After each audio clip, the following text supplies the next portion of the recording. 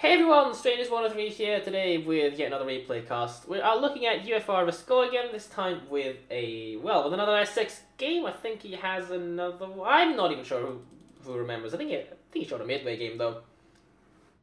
But see if I can get the plane selected. This replay, this is the most recent patch. The replays can be a little bit derpy. There we go. Seems I've gotten them. He is running AP dive bombers, and, well, the first thing he said in the replay was, "Hey, strangers, I know you love AP dive bombers." So, probably going to be spending this game talking a little bit more about AP dive bombers and the balancing of it overall. And in general, well, World of Warships, and for those that have been watching my content, know that I throw around the term hard-style balancing quite a lot. World of Warships has a lot of elements of hard-style balancing and a lot of elements of soft-style balancing. You know, soft-style balancing being things like, RNG and fighters and stuff like, the way fighters work and stuff like that. And nice survivability expert Musushi. And Iowa. So, it's kind of awkward in that sense that you have a bunch of things, if you want, that are tailored, if you want, to a casual base. And there's nothing wrong with having you should be tailoring to the casual player base. But the skill elements then shouldn't be in such a way that they hard counter a non-skill element, basically looking at you, aircraft carriers. You have, for example, RNG to negate skill I'm kind of fine with. It's gonna happen. Is if you don't implement RNG, then, well, the game's gonna be incredibly boring, because it's literally just, if you fail, you're screwed. So, It looks like someone's been checking stats. Enemy CV is a 27% win rate player, so I guess he's probably gonna... I'm guessing he's probably either gonna be AFK, do nothing, or exclusively spend the entire game flying down the middle of the map trying to snipe us. Like, there's one of these two things. Well, either that, or he's gonna go around the border to the top left corner of the map, spend 5 minutes looking, the enemy carrier didn't go to the border because I'm at the border. So, who knows, But these kind of carrier players can be incredibly unpredictable, though. You never know what they're going to do. Regardless, 212 Essex, which is the old loadout as midway at tier 10, which was the fighters heavy loadout. Going for the Fiji first. I mean, we don't see the drop icon, but it seems like there was no panic from the stewards over there. So if the Fiji takes... Yeah, he's gone if he takes that one on the belt, and he did, so he's gone. 7.6k damage to the enemy fighters are now finally showing up. With AP dive bombers, well, we have 2 Bismarcks. That's it. That's it. That's all we can do heavy damage to. Now, our fighter's actually super blobbed, but it would actually have been a risk if the enemy carrier was competent. That's not going to do anything. You have to kind of aim it up here if you want to catch it. So, with the Neptune here, I just send this fighter over to kill that. Because the faster we kill the faster we kill the strike planes over that are flying past the Neptune, the faster the Neptune is going to be able to focus his anti-aircraft on the fighters for us. So we're going to trigger our defensive AA, and we clicked on the fighters already as they were going, so it's going to be pretty alright in that sense. Looks like the enemy carrier is not actually dropping the Neptune. He did put a smoke, and yeah, with that name I think you got fucked. Big time. But let's see, how much damage did we do to him? 71,000 something. How much of that can he regenerate? Well, jack shit. He's trying to heal right now, but most of those were Citadels, obviously, because, we hit 12 bombs, and 12 out of 14 is definitely not a bad result overall considered. And by the way, watch the enemy carrier. 1.6k! See, what else can we get off his bomb strike? 800! That's why you don't drop AP dive bombers on an Essex. It's gonna achieve you nothing. Anyways, with that, it's a good indication that it's time for us to GTFO and start moving towards another side. Taking some fire. Bismarck's not going to do, it's Bismarck shells. 1160, not a big deal. 1100, 1160 even. But with our first salvo, if you want, first sortie, we've done 103k damage and a kill, almost 2. The Bismarck survived with 71 health or something like that. So, yeah... Not bad. We could cycle our anti-aircraft guns right now if we felt like it. And also move our fighters, ship our fighters out, but, that Bismarck, how much of that could he have regenerated? Well, 12 hits. Actually a fair bit. He probably could regenerate by 15k. I'm not doing the maths right now. I mean, we could.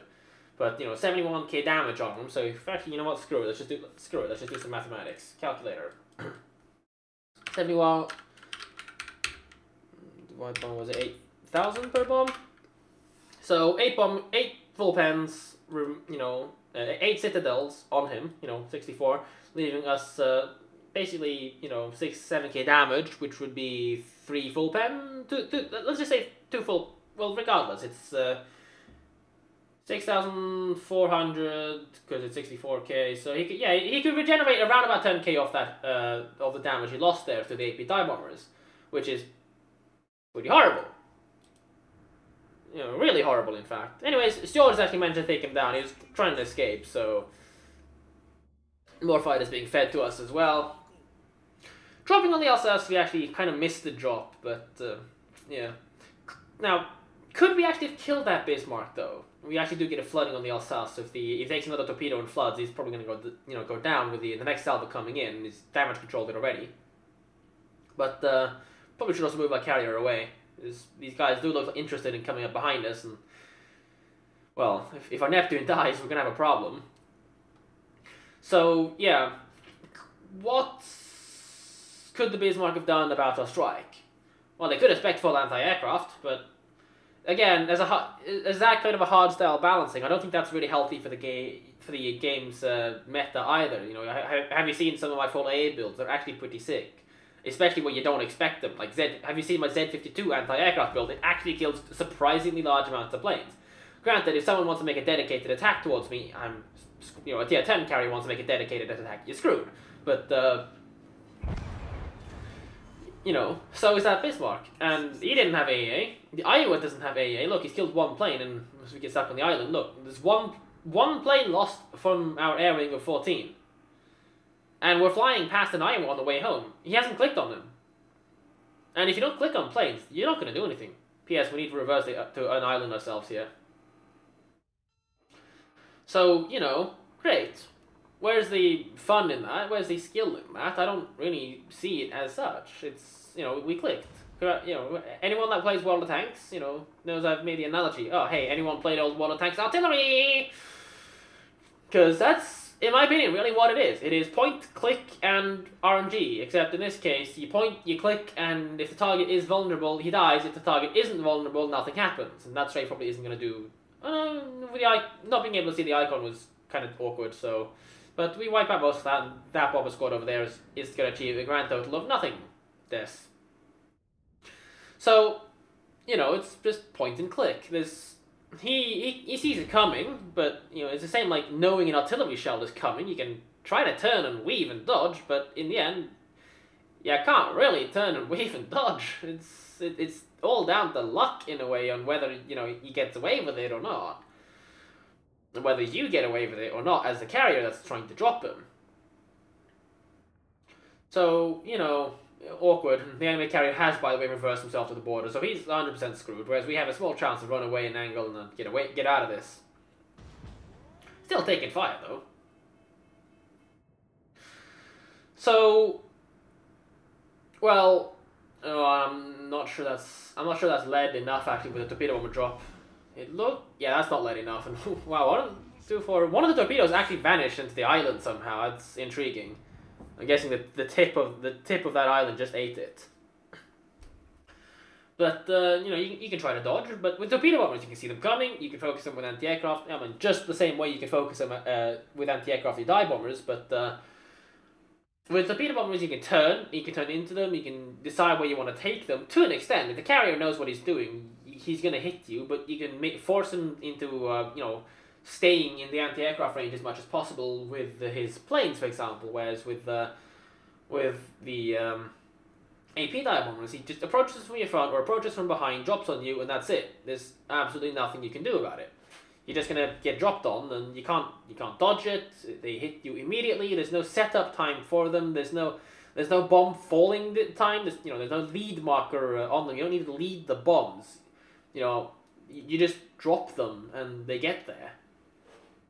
So that's another thing that, in my opinion, isn't really necessarily well done. It's just, you know, again, it's point and click. And, you know, you see with aircraft carriers, the biggest differential between hard-style balancing and soft-style balancing in terms of both skill and its results. With AP dive bombers, they are a hard counter to certain ships, while they will, you know, honestly achieve the same, if not less, and you see 11 bomb hits for 18k damage.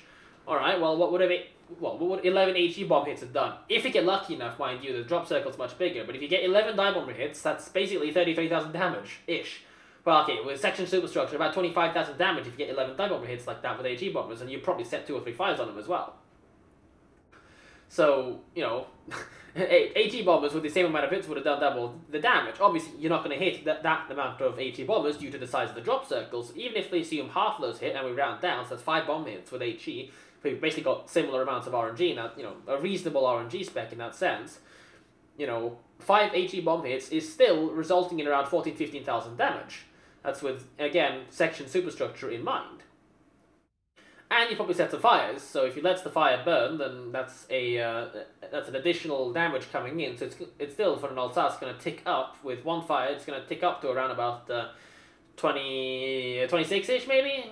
Wait, no, 26 from 15? What do you Smoky Strangers? It's probably going to tick up, if he's fully damage control spec, it's going to tick up like 22-ish, maybe, I think, 23 to 25k damage it's going to tick with one fire. And if he's got 2 fires and he damage control parties it, well, your fire might not have done anything, but, you know, you bled it.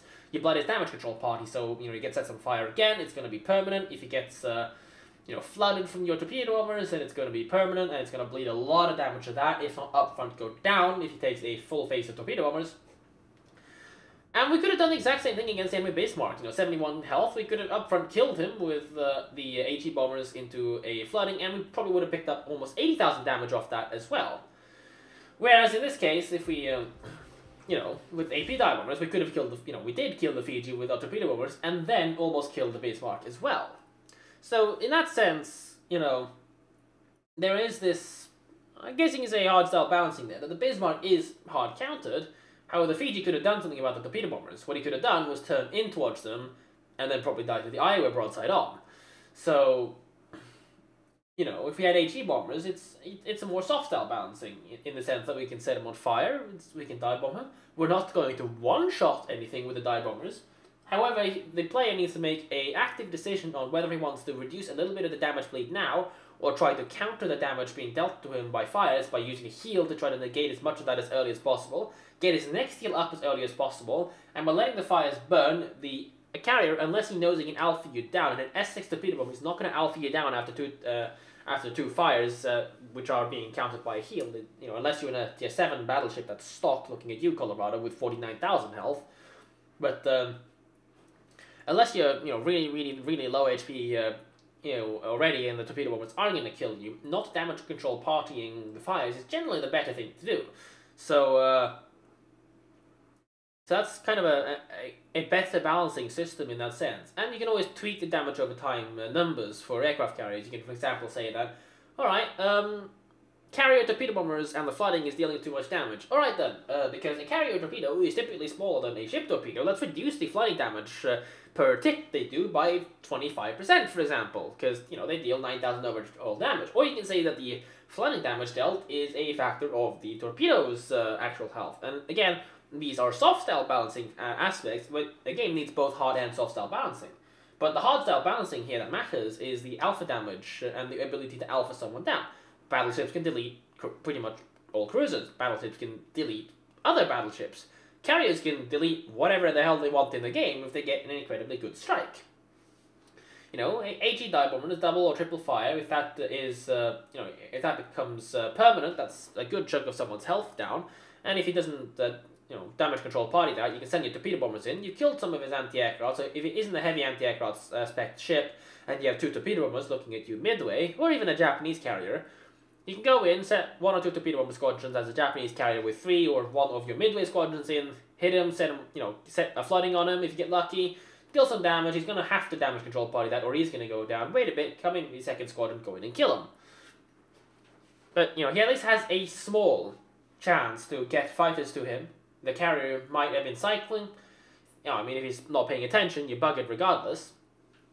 And that's another part of the aircraft carrier balancing. You just have this situation where if one guy is better than the other guy by a massive long shot, or if the other guy is completely attacking the wrong targets, you can have a tier 10 fight with a Hakurio player with 200,000 average damage versus a midway player with 120k average damage. However, the midway player's got 3 average ship kills and 50 planes, and the Hakurio's got 15 average planes. and let's say 1 average kill, in which case the Hakurio player is actually much worse than you might think, because he's probably lying around about a 55%, 60% win rate. Even 50 to 55% win rate solo, whereas the midway is probably able to achieve a 65-70% solo win rate with those kind of stats. Again, average ship kills and average plane kills matter more than just raw damage. And again, soft style balancing elements. So in this case, we did get 2 kills, 32 planes shot down, 2 dev strikes, almost got a third one. We were 71 health away. You know, we had 1 overpen that could have been a full pen or an extra citadel. We would have killed them. 6 torpedo bomber hits. I think 4 of them were on the 4 were on the Fiji and 2 were on the Alsace. That actually slowed down, so we didn't end up picking up more damage off him. Otherwise, we could have picked up 200k damage off basically 2 full strikes. In this case, we had 2.5 strikes. We had 2 torpedo bomber attacks for 6 torpedo hits, so that's 50% hit chance there. And we had, let's see, 6 dive bomber squadrons attacks, so, I mean, that would be 3 attacks. The first one wiped the Bismarck for 71k, the second one wiped another Bismarck for 56k, the third one did 18k to the Alsace. So, let's have a look at the, let's have a look at the, okay, it's a bit of an awkward, there we go. Team scores were actually on top, although a lot of our damage was dealt to enemy, capitals, and some of them were lower tier, so not too much to pick up from there.